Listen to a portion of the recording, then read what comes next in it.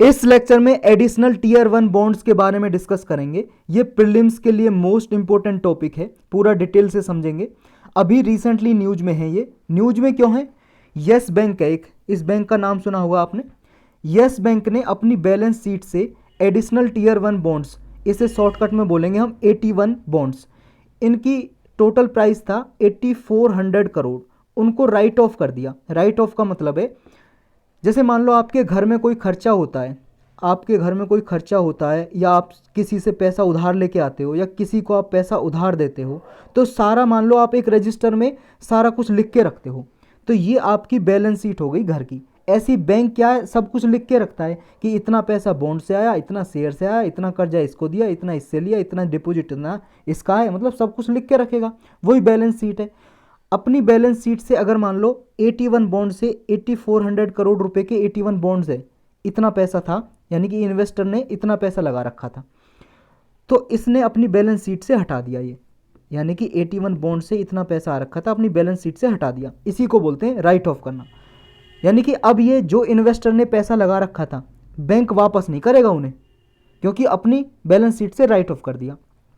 तो यही लेके इन्वेस्टर बॉम्बे हाई कोर्ट के पास चले गए। बॉम्बे हाई कोर्ट ने कहा कि ये येस बैंक का फैसला गलत है, जो इन्वेस्टर का पैसा वापस किया जाए। तो पूरा केस क्या है, ये केस आपको तब समझ में आएगा, तब आप समझोगे 81 बॉन्ड्स हैं क्या। उससे पहले आपको समझना पड़ेगा बैंक कैसे ये 81 बॉन्ड्स इशू करता है, और उसके बाद हम समझेंगे कि क्या है ये। तो देखो, मान लो कोई आदमी है, आदमी का नाम रख लो ए आदमी है, ये बैंक शुरू करना चाहता है, अभी बैंक बना नहीं है। ये कैसे बैंक शुरू कर सकता है? ये जाएगा RBI के पास, RBI से कहेगा कि भाई साहब मुझे लाइसेंस दे दो, मैं बैंक खोलना चाहता हूँ। RBI कहेगा कि एक बैंक रेगुलेशन एक्ट बना हुआ है, बैंक रेगुलेशन एक्ट, इसके तहत आपको बैंक शुरू करने से पहले एक सर्टेन राशि, यानी कि अमाउंट आपके पास होना चाहिए। मान लो 500 करोड़ का, अभी फिलहाल शायद 500 करोड़ रुपए होने चाहिए बैंक स्टार्ट करने से पहले। तो कहेगा कि 500 करोड़ रुपए लेके आओ आप, तब आप बैंक शुरू कर सकते हो। तो ये भाई साहब क्या करेंगे, ए, चलो ठीक है। अब ए आया, अब इसने मार्केट में अपने शेयर इशू कर दिए, कहेगा बैंक खोलना चाहता हूँ मैं, और मेरा बैंक खोलने से पहले मुझे पैसे इकट्ठे करने। तो ये लोगों से मांगेगा क्या इशू करके, शेयर। मान लो ये इक्विटी शेयर इशू कर रहा है, इक्विटी शेयर, और कुछ ये बॉन्ड इशू कर देगा, बॉन्ड भी इशू कर देगा। तो इक्विटी शेयर इशू कर दिए इसने, और बॉन्ड इशू कर दिए। इक्विटी शेयर या बॉन्ड आप जानते हो क्या है? इक्विटी शेयर मतलब नॉर्मली शेयर। क्या होते हैं बॉन्ड और शेयर, आप जानते होंगे। मान लो ये कागज़ है, कागज़ पे लिखा है बॉन्ड तो बॉन्ड, शेयर लिखा है तो शेयर। किस बैंक का है, किस कंपनी का, नाम लिखा होगा। गवर्नमेंट का तो गवर्नमेंट का नाम लिखा होगा। कितने रुपए का है, रुपये लिखा होगा। तो ये हो गया फ़र्क। क्या फिर दोनों में? देखो, बॉन्ड क्या होता है, ये डेट इंस्ट्रूमेंट है। डेट का मतलब कर्ज, यानी कि बॉन्ड जब इशू करता है, मान लो किसी आदमी ने खरीदा, मान लो वाई आदमी ने खरीदा ये, अब वाई आदमी ने मान लो 1000 रुपये का था, ये 1000 रुपये का बॉन्ड खरीदा, ये कागज़ वाई पे चला जाएगा, और ये 1000 रुपये ये बैंक के पास चले जाएंगे, ये बैंक के पास चले जाएंगे। लेकिन इस बॉन्ड पे ना टाइम पीरियड भी लिखा होता है, मैच्योरिटी, मान लो 1 साल का है, 2 साल का, 3 साल का, 10 साल का, 20-50 साल लिखा होता है इस पर।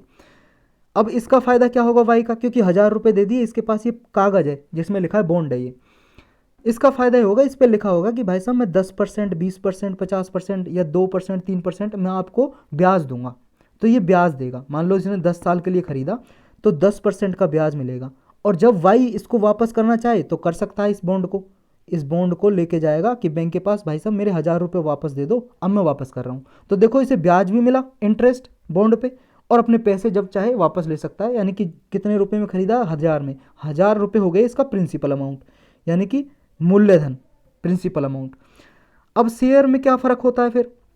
शेयर भी मान लो एक कागज ही है, लेकिन वो डेट इंस्ट्रूमेंट नहीं है। उसमें क्या है, आप किसी कंपनी का शेयर खरीदोगे या बैंक का शेयर खरीदोगे, तो आप उसके वोटिंग राइट होगा। जब भी मान लो कोई फैसला लेना है उस बैंक को, तो आपको वोट देने का अधिकार होगा।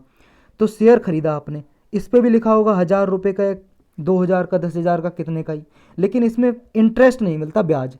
इसमें क्या होता है, अगर बैंक को फ़ायदा होगा, मान लो बैंक को 1 साल में 10% का फ़ायदा हुआ, तो आपको भी 10% मिल जाएगा। 1000 का मान लो शेयर खरीदा, 10% मिल जाएगा।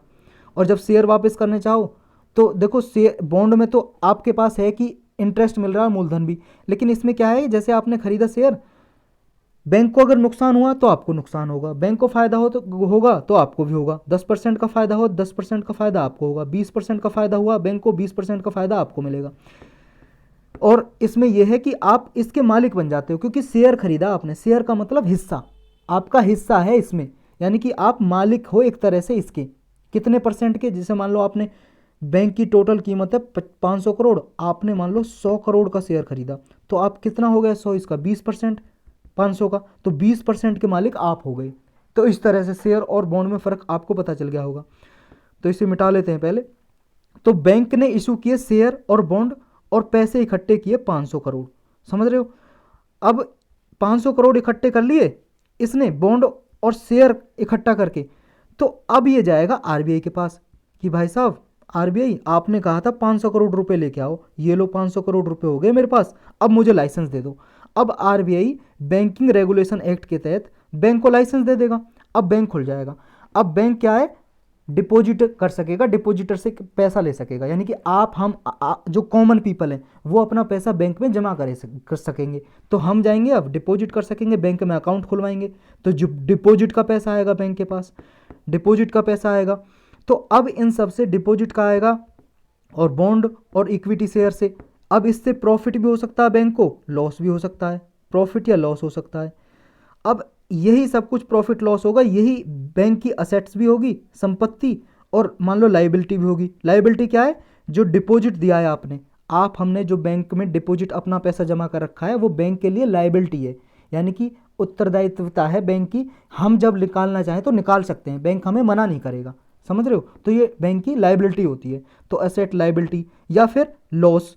लॉस कैसे? एनपीए हो सकता है, नॉन परफॉर्मिंग असेट्स। मान लो बैंक ने किसी को लोन दिया और वो लोन लेके भाग गया, वापस नहीं किया, तो वो हो जाएगा नॉन परफॉर्मिंग असेट्स, जिसे बैड लोन भी बोलते हैं। बैड लोन कि भैया वापस नहीं किया, लेके भाग गया। जैसे विजय माल्या जैसे लोग हैं, नीरव मोदी, तो ये हमारे देश के बैंकों से पैसा लिया और भाग गए हमारा देश छोड़ के, तो ये एनपीए बन गया जितना उन्होंने उधार लिया था।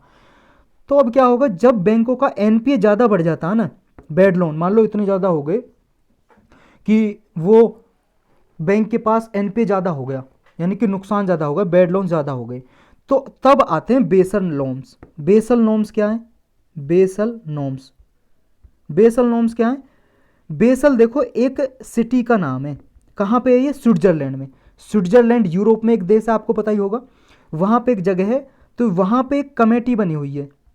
देखो मैं इसे बैक लेके आता हूँ, यहाँ पे दिखाता हूँ आपको नीचे। ये देखो बेसल क्या है? एक सिटी है स्विट्जरलैंड में। अब यहाँ पे एक ब्यूरो ऑफ इंटरनेशनल सेटलमेंट, एक ऑर्गेनाइजेशन बनी हुई है। ये ऑर्गेनाइजेशन क्या है? इसका हेडक्वार्टर बेसल में है।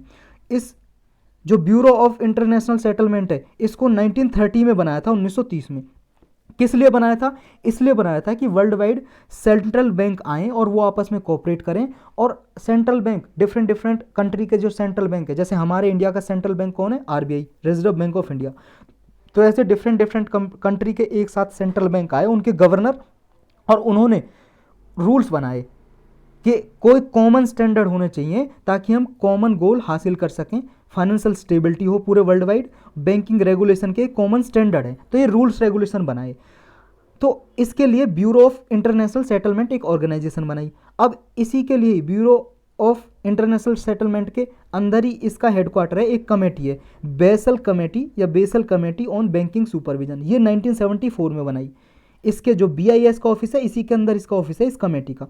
अब इस कमेटी ने भी आगे और स्टैंडर्ड किया, इसने 10 कंट्री एक साथ मिलकर आई 1974 में, और ये बेसल कमेटी बनाई। किस लिए? कि बैंकिंग सुपरविजन करने के लिए, कि कोई बैंक का लोन ज़्यादा ना बढ़ जाए या एनपीए ना हो जाए, बैड असेट्स ना हो उसकी क्रिएट, इनको रोकने के लिए एक नियम बनाए। उन नियम का ही नाम है बेसल। अब ये बेसल नॉर्म्स ना इस कमेटी ने टाइम टाइम पे जारी किए हैं। एक बार जारी की थी 1988 में, उन्हें बोलते हैं बेसल नॉर्म्स 1 के नाम से, या बेसल अकॉर्ड 1 फर्स्ट। फिर इसने 2004 में लागू की, उन्हें सेकंड के नाम से जानते हैं, बेसल सेकंड। फिर इसने 2010 में लागू की, जिन्हें बेसल नॉर्म थर्ड। अब पूरे जो कंट्री हैं जो इस कमेटी के मेंबर हैं वो लगभग 45 मेंबर हैं। अब 45 जो मेंबर हैं उनके सेंट्रल बैंक है उन कंट्रीज़ के, उन सब में बेसल 3 नॉर्म्स उन्होंने अडॉप्ट कर लिए हैं, तो उनमें ये लागू होंगी। तो इंडिया ने भी अडॉप्ट कर रखी हैं, तो हमारे सेंट्रल बैंक भी लागू करता है और बैंकों के ऊपर लागू करता है ये नियम। तो इस बेसल थर्ड जो नियम है, इसके अकॉर्डिंग जब किसी बैंक पे बैड लोन ज़्यादा बढ़ जाता है, यानी कि एनपीए उसका ज़्यादा हो जाता है, तो उसे बेसल नॉर्म्स मानने पड़ते हैं। और बेसल नॉर्म्स क्या कहते हैं कि जब किसी बैंक के पास एनपीए ज़्यादा हो जाए तो वो क्या करेगा, कैपिटल अपनी और इंक्रीज करेगा। किस तरह से, देखो जो हमने ये डिस्कस किए इक्विटी शेयर और बॉन्ड से, पहले इक्विटी शेयर और बॉन्ड से ये इकट्ठा किए थे 500 करोड़ रुपए। अब इन्हीं तरीके से दोबारा बैंक अपनी और एसेट्स क्रिएट करता है, एक तरह से पैसा इकट्ठा करता है, अपना पूंजी कैपिटल इकट्ठा करता है, कैपिटल बोल सकते हैं। कैसे करता है, देखो इसमें इक्विटी शेयर या इसके जरिए क्या करता है, इसके कई तरह के प्रकार होते हैं। जैसे मान लो एक तो टीयर वन कैपिटल, और एक होता है टीयर टू कैपिटल। टीयर 2 में तो आते हैं यही आपके बॉन्ड या डिबेंचर। बॉन्ड और डिबेंचर एक ही बात है, अमेरिका और ब्रिटेन में अलग अलग नाम से पुकारते हैं, तो बॉन्ड डिबेंचर एक ही बात है, ऊपर डिस्कस कर चुके हैं। या फिर हाइब्रिड इंस्ट्रूमेंट जारी करता है। हाइब्रिड इंस्ट्रूमेंट ऐसे होते हैं, मान लो पहले बॉन्ड जारी किया था, तो अब ये बॉन्ड ऐसा होगा कि मान लो इन्वेस्टर जिसने इन्वेस्ट किया है, इन्वेस्टर तो आप जानते हो इन्वेस्टर कोई भी हो सकता है, आप हम लोग जो कंपनी का या बैंक का शेयर खरीदते हैं, बॉन्ड खरीदते हैं, तो हम इन्वेस्टर हो गए, निवेशक। तो जिसने इन्वेस्ट किया है, मान लो बॉन्ड खरीदे, वो बाद में उसे शेयर में भी कन्वर्ट करा सकता है, बदलवा सकता है, तो ये हो गए हाइब्रिड इंस्ट्रूमेंट। तो ये तो टीयर 2 में आते हैं, बॉन्ड, डिवेंचर और आपके हाइब्रिड इंस्ट्रूमेंट। फिर आता है एक टीयर 1 में आता है आपका कॉमन इक्विटी, कॉमन शेयर ही होते हैं, जो हमने ऊपर शेयर समझे, कॉमन इक्विटी। और इसमें ही आते हैं टीयर 1 में एडिशनल टीयर 1 कैपिटल। देखो इसके मेरे पास नोट्स नहीं है, अगर नोट्स होते तो जल्दी से मैं समझा देता, क्योंकि लिखा होता सारा, मुझे बस अंडरलाइन करना होता। तो एडिशनल टीयर 1 इन्हें बोलते हैं एडिशनल टीयर 1 बॉन्ड। एडिशनल यानी कि कैपिटल है ये कॉमन इक्विटी के द्वारा और एडिशनल टीयर 1। और एडिशनल टीयर 1 के अंदर भी 2 टाइप होते हैं, एक एडिशनल टीयर 1 कैपिटल और एक होता है आपका प्रेफरेंशियल शेयर। ये याद करने की ज़्यादा जरूरत नहीं है आपको, क्योंकि अभी देखो ये एडिशनल टीयर 1 में आते हैं एडिशनल टीयर 1 बॉन्ड, तो हम इसको पढ़ रहे हैं अभी, एडिशनल टीयर 1 बॉन्ड को, तो इसके बारे में जानेंगे, समझ रहे हो। तो ये जो होता है टीयर 1, ये कोर कैपिटल होती है किसी भी बैंक की, मतलब इससे ये शेयर या बॉन्ड जारी करके पैसा कमाता है, बैंक के पास कैपिटल आती है, अपनी कैपिटल इंक्रीज कर सकता है।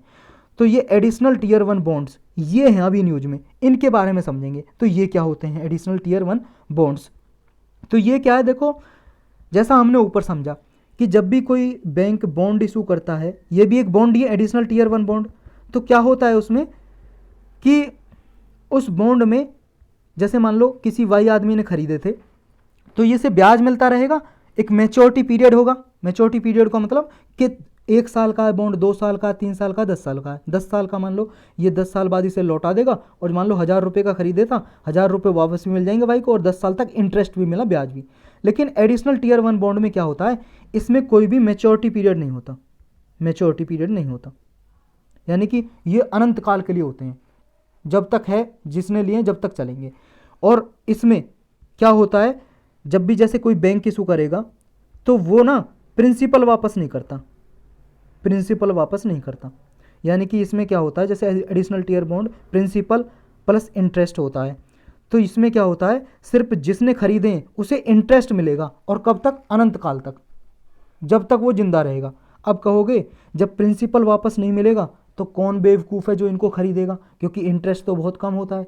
देखो मान लो अगर कोई, आप आदमी नहीं हो, कोई संस्था है, ऑर्गेनाइजेशन, मान लो कोई भी संस्था, मान लो कोई कंपनी ने खरीद ली, कोई कंपनी है, कोई गवर्नमेंट कंपनी है, या कोई मान लो गवर्नमेंट से तो गवर्नमेंट ही क्यों खरीदेगी, या कोई मान लो आपकी एनजीओ है, नॉन गवर्नमेंटल ऑर्गेनाइजेशन, या मान लो आपकी कोई पार्टी है, पॉलिटिकल पार्टी, कोई भी खरीद सकती है।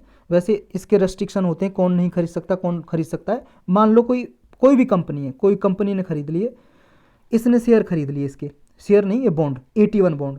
तो अब ये तो देखो, जो कोई कंपनी है वो तो 100 साल, 200 साल, 300 साल, 500 साल, 1000 साल तक चल सकती है। जैसे टाटा कंपनी है, टाटा कंपनी कब से चली आ रही है।